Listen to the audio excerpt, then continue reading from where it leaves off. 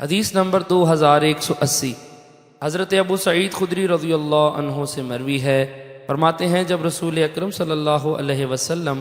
ہم میں تشریف فرما تھے تو ہم ہر چھوٹے بڑے آزاد اور غلام کی طرف سے ایک سا غلہ یا ایک سا پنیر یا ایک سا جو یا ایک سا کشمش دیتے تھے۔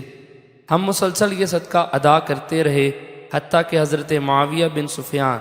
رضی اللہ عنہ ہمارے پاس حج یا عمرے کے لیے آئے تو انہوں نے ممبر پر لوگوں سے گفتگو کی، تو اس گفتگو میں یہ بات بھی تھی کہ میرے خیال میں شام کی گندم سے 2 مد 2.25 سیر کے قریب ہے، جو کھجور کے 1 صاع کے برابر ہے۔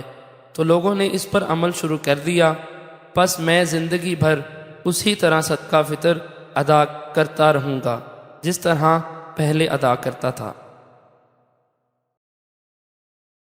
حدیث نمبر 2181 حضرت ابو سعید خدری رضی اللہ عنہ سے مروی ہے،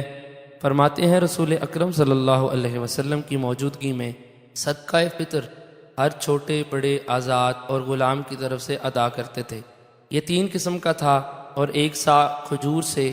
1 صاع پنیر اور 1 صاع جو۔ پس ہم اس طرح صدقہ فطر عطا کرتے تھے حتیٰ کہ حضرت معاویہ رضی اللہ عنہ نے فرمایا کہ 2.25 سیر گندم کھجوروں کے 1 صاع کے برابر ہے۔ حضرت ابو سعید رضی اللہ عنہ فرماتے ہیں میں تو اسی طرح صدقہ فطر ادا کرتا رہوں گا جس طرح پہلے ادا کرتا تھا۔